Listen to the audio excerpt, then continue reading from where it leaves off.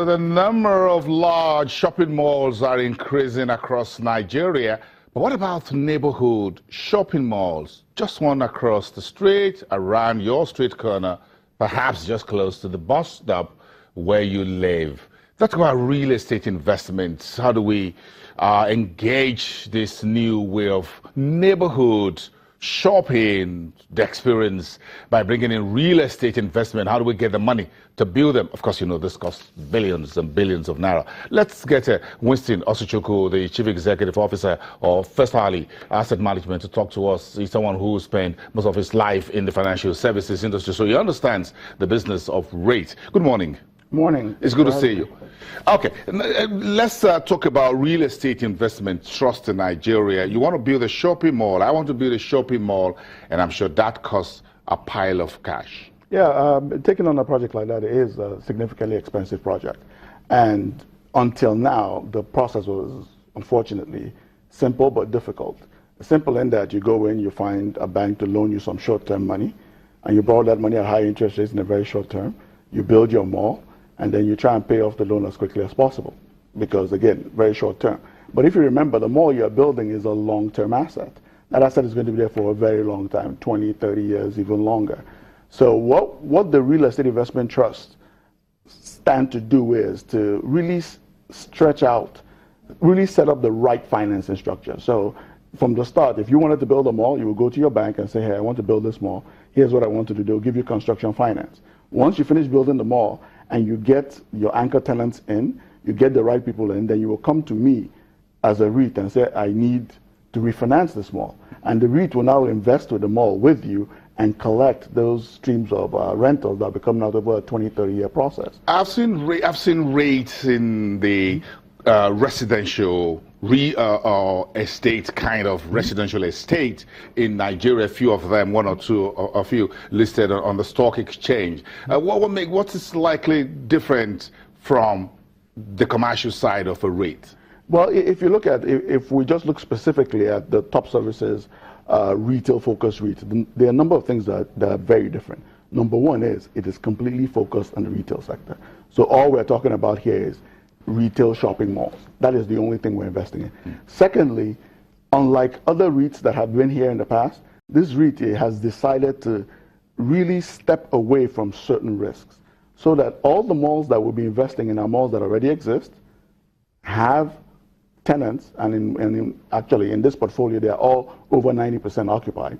And so what the investor is investing in is in a stream of cash flows. So they're not taking any construction risk, development risk, or any of those risks. So from the day they invest, a year down the line, they will be expecting a pretty decent dividend, and that dividend will expect to continue to grow. You think this market has developed up to that point where you think there's money to be made by investors in that? Well, think about it this way: if you hold the average property guy and put him in a room and ask him, listen, I want to put down money to retire, what should I buy? He'll tell you to buy a shop. And for one specific reason.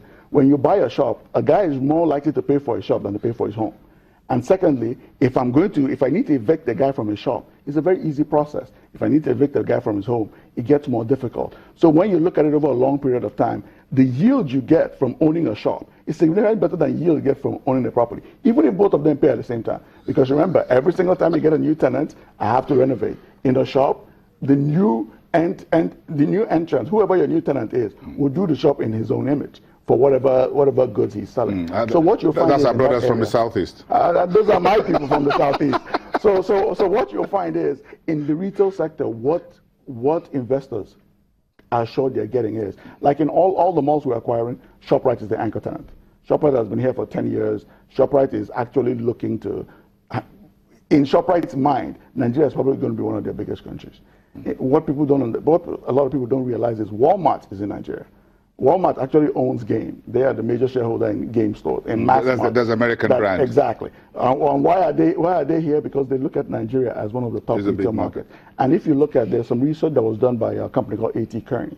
Nigeria was listed as the second best retail market behind Ethiopia.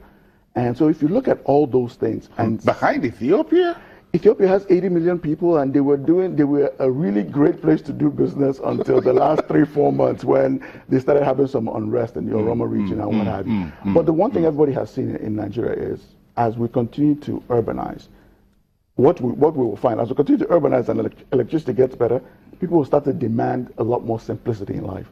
And if you think about it, what is the simplicity in life? Simplicity in life is being able to buy processed food that I can live in my refrigerator. When I'm ready to eat, I take it out, microwave, and move on. Processed food tends to be sold at organized retailers. And as we've already seen in the white goods market, that business has completely organized. Nobody goes to where, oddly enough, I grew up in Alaba Market. Nobody goes to Alaba Market anymore to buy their ACs.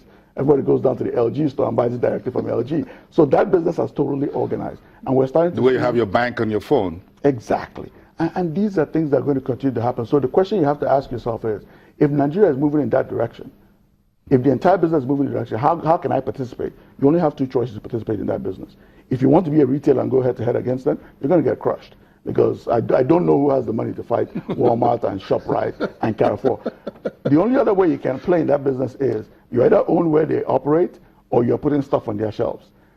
And the easiest way to get in that business right now will be to be one of the owners of where they operate. Of where they operate. Let them fight for space in your store yes. while they fight for the customer. Because at the end of the day, they'll tell you real estate is location, location, location.